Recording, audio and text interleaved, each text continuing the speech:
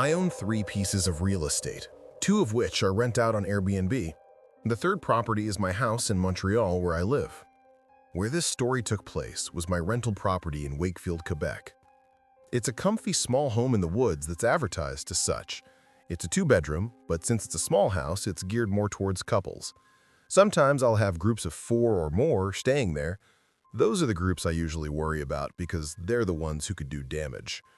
With the couples, they usually clean up pretty well after themselves, and I trust a cleaning lady to go take care of the place afterwards. After bigger group stay, I usually take the drive over there myself to clean and make sure nothing was damaged or stolen. It's only about 2 hours, and when I do decide to take the drive there, I'll most often stay the night there anyway. This was after a bigger group stayed for a weekend, so I wanted to go up there and just clean and check on the place. I let my nearest neighbor know I was heading up there for the day. Like me, he's also hardly ever there, so when I do go up there, I reach out to him to see if there's anything he wants me to bring around back, like his mail or packages. He texted back pretty quickly that he won't be up there this week, and he'd appreciate it if I could check if there's mail from a specific person. So, on my way to his house, I pulled up his driveway to his mailbox. As I walked over to it, I saw footprints in the snow alongside the house. Before investigating that, I checked his mailbox, and there were just a few junky-looking envelopes like credit card offers. I told him there's no mail from the person he mentioned, and then I let him know that someone had walked on his property. It wasn't the mailman because the footsteps came from the woods, approached the window, and then walked around to the back. He called me, and he told me to check where the footprints led to.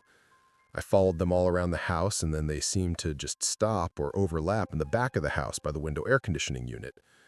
I looked out to the woods, feeling like someone was just out there watching. So I went back inside and didn't go outside again that day. I ordered a lot of food on Grubhub that took forever to be delivered, which ended up being my late lunch and dinner.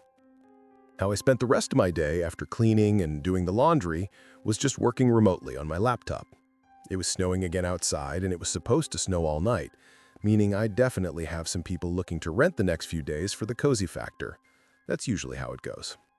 After I was done with work, and it was like 8 o'clock, I started watching a movie, and during the movie, I was hearing these creaks and cracks in the ceiling that I'd never heard before. There's no attic, so it was weird. My only idea was that it could be the weight of the fresh snow on the roof. After the movie, I went to bed. I could hear the sound of the snowflakes hitting the windowsill outside. It was so peaceful, but that unsettling sound of footsteps in the snow outside returned. The realization that someone was outside this late at night was horrific. The footsteps passed my window, then faded away. I was sitting on the edge of my bed for like 20 minutes waiting for any kind of sound, like one of the doors being shimmed with or something, anything that would shift me from awareness mode to full-on defense mode. It was a long while of silence before I went outside in my coat and shoes with a baseball bat, and I walked around the house.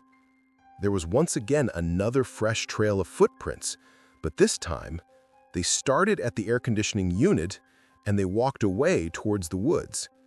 I then put it together that someone was likely on my roof before, and they climbed up and down via the window AC unit. I went back inside and decided to call the police. A Wakefield police officer came to the house maybe 20 minutes later. We looked outside together. He even climbed up onto the roof and told me there were indeed footprints and such on the roof that would suggest that someone had been up there. He was very nice and reassuring, telling me he wouldn't be far away if I heard them come back. I also told him about the similar footprints at my neighbor's house, just as a warning in case this person or group of people is targeting multiple houses for whatever they're doing. As he left, he said he'd be in the area the next morning. I left, and I rented the place out to a group of guests a few days later. They didn't report anything out of the ordinary, thankfully. This was only an isolated incident that happened over a year ago.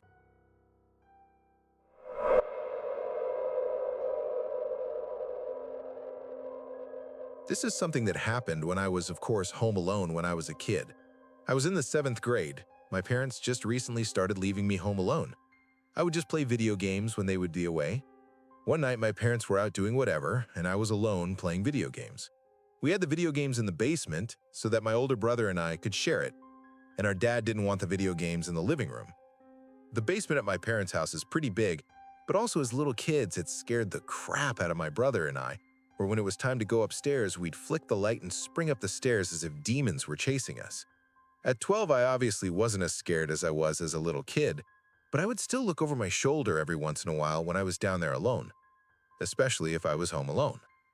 I was playing whatever video game I played at the time when, bang, there was this crash at the basement window. I damn near jumped out of my seat as I turned around to look at the window. It sounded like someone hit their fist on the window. It was kind of dark out since it was cloudy and snowing outside. I looked at the window and noticed there were some snow particles on the window. It looked like a piece of snow might have hit it. My initial thoughts was that it was a falling icicle hitting the window. I tried to go back to playing video games, but the icicle theory melted when there was another loud bang on the glass. I stood up this time and looked closer at the window. There were even more particles of snow in the glass now. Someone was out there throwing snowballs at the window. I knew it had to be my brother Keith. I went upstairs into the backyard door. I opened the interior door and looked out through the glass exterior door. The brick wall to the left blocked view of the entire backyard, so I opened the door and stepped into the yard with only a pair of slides on my feet. The cold snow and air was blowing in my face as I stepped down the 2 steps to the ground level and looked beyond the brick wall. I called Keith's name and said, "Why didn't you tell me you're coming home tonight?" I saw someone in the bushes in front of the back fence. They were clearly hiding. I said, "Keith, I see you." But the more I looked, the more scared I got, questioning if that was actually Keith. I went back inside and locked the door. I went straight to the phone and called my mom to ask her if Keith is supposed to be home. She told me no, he's at his friend's house for the night. Right at that moment, another snowball. I asked my mom if she heard that, and she said yes. I told her there's someone in the backyard throwing snowballs at the windows. She now put me on speaker so my dad could talk too. My dad asked if it's some kids messing around, and I said, "I don't know, I was just a kid and I was freaking out." I asked, "When you guys gonna be home?" And they said, "Soon, they're already on their way home." I remember my mom telling me to not let them know I'm home, but I said they already know because I went outside into the yard. So she told me to just wait upstairs in my room with the door locked, and she was gonna call the police for me. And that's what I did. I went to my room and kept the lights off. It was getting darker out, but when I looked out my window, I could still see there was someone walking around the backyard. They were looking through the downstairs windows, and then I saw them knocking on the kitchen window, the one they threw the snowball at minutes ago. They thought I was still in there because the light was left on. Whoever it was, they weren't a kid. They looked too tall. Maybe they were an older teenager or something, but I couldn't tell because they had a jacket or a coat on with the hood on up. I kept watching and I saw they tried lifting open the window downstairs. Obviously, in the dead of winter, those windows hadn't been unlocked for months.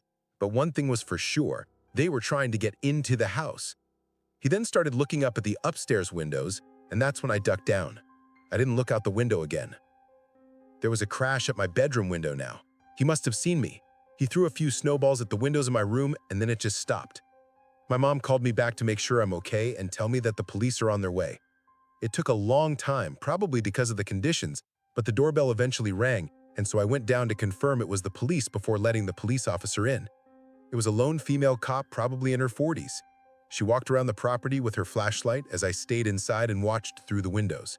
She checked the bushes, the shed, and the patio. When she came back front, she said there were footprints all over the yard, but that there's definitely no one out there, not anymore at least. She spoke to my mom on the phone for a few minutes, and then she told me that she's going to wait here until my parents got home. At the end of the day, my parents showed up, the cop left, and I was okay. It may have just been some weirdo or some teenagers playing some mess-up prank, though the guy trying to open the window makes me think otherwise. If it weren't attempted break-in, it was clearly the dumbest attempt ever after alerting me with the snowballs. I think it was someone that was just trying to scare me, just to be a twisted individual.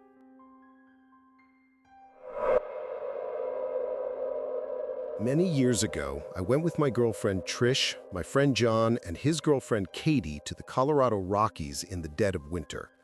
John is a longtime friend of mine who I love to do outdoor activities with, like hiking, snowboarding, and mountaineering. John's family owns a cabin there, so we stayed there for a couple nights. We picked a weekend with snow in the forecast. When we arrived at the cabin, there was already snow on the ground, but there was more snow in the forecast for the next day. The first night we got there, we all unwinded by jumping in the hot tub and having wine. The cabin is very remote in the middle of the woods. There were small snow flurries falling from the sky that night while we were in the hot tub. It was a sign of what was to come tomorrow. The next day, we all woke up to see it lightly snowing outside, lighter than the forecast had let on. Not much new snow accumulated on the ground yet, but we still held out hope that it would continue to snow throughout the day. John fueled up the quad his family had in the big shed out back. We had to jump it with my car initially, but when it was up and running, we took turns riding it around the trails on his property. This went on for hours, as this property is massive. It has big openings, perfect for drifting and doing donuts, and then it has tight winding trails to ride through. Throughout this foggy day, it was snowing, but earlier in the day it was a light snowfall. John rode around with Katie for a while Trish and I were outside sledding down this big hill on the property. After a while of this, we all went out for lunch. I took my pickup truck there, so getting around in the snow wasn't an issue. By the time we got back, the girls were ready for a nap. John and I said, screw that, and we put on our hiking gear and went into the woods, climbing one of the trails we had been riding around on the quad. This trail went way up the mountain, though, past John's property, so we began to climb. Both of us are really fit, so we're used to this kind of thing, but for the average person, hiking uphill in the snow with heavy boots on can get very tiring. We hiked for about half an hour to an hour up the mountain before we made it near to the top, where at the very least we stopped at a spot that would have been an amazing view if it weren't so foggy and snowy. All we could see was white. We took a break up here, though, and sat in the snow. The snow was starting to come down a lot harder now. The forecast was right. I asked John for like the third time, "Are you sure you know how to get back?" And he said, "Yes, absolutely." So he led the way back down the mountain. It was a full-on blizzard at this point, so we picked up the pace. Luckily, going down is a lot easier than going up.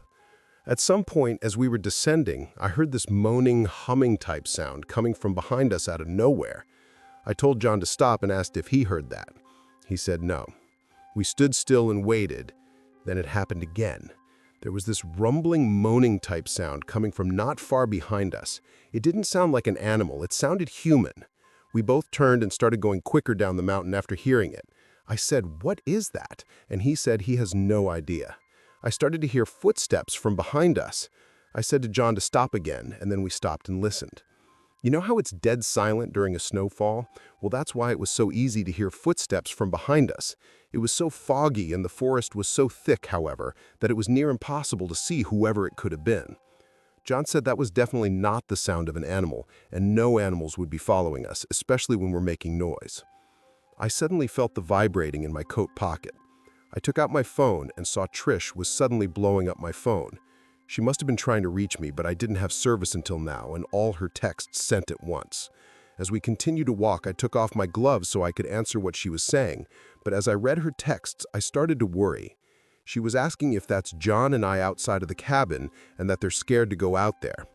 I replied the best I could with my wet fingers. "What do you mean?" It didn't deliver. I tried calling, but it went to voicemail. I lost reception again. I told John about the text and said we have to hurry. All the while, we kept hearing humming and moaning sounds not far behind us. We were basically running at this point all the way down back to the cabin. We finally saw the lights of the cabin through the quickly darkening woods. We got to the cabin and knocked on the door for the girls to let us in. Once inside, the two of them started talking over to each other, trying to explain what happened. Basically, what they told us was that they saw two people walking around outside like 10 minutes ago, one of them stopping by the window and looking in. They were too scared to go over and shut the blinds until we got back, so they stayed hidden in one of the rooms. John went to his dad's room to get a gun. All the blinds were closed now. The problem was we still had to go out for dinner, so John and I went outside after tensions cooled. He brought the gun with us. We looked around quick, then told the girls that it was cleared to come to the car. We didn't bother telling the girls about the sounds in the woods because it would just further scare them. We went to a diner, then came right back. We skipped the hot tub tonight and instead had a movie night inside. It was interrupted by a loud and aggressive knock at the door. We all looked at one another, and I could see the fear in everyone's eyes. John grabbed the gun off the table and he came back over to us. Whoever was out there knocked again. John asked if he should threaten to shoot them. I said no, we should just remain quiet. There was never a third set of knocks. The girls went to the bedrooms while John and I stayed in the living room waiting in silence for about half an hour. He had the gun loaded, though I know he was hoping he wouldn't have to use it. The two of us opted to sleep in the living room that night so that we would be able to hear anything. We made it through the night. The next morning, we all packed up. I helped John clean up and put everything back into the shed outside, then we left. But the really weird part was that there were no footprints at all in the snow outside the next day. It's possible that they were filled in by the new snow, but still, it seemed weird. Whatever was going on there that night couldn't have been good.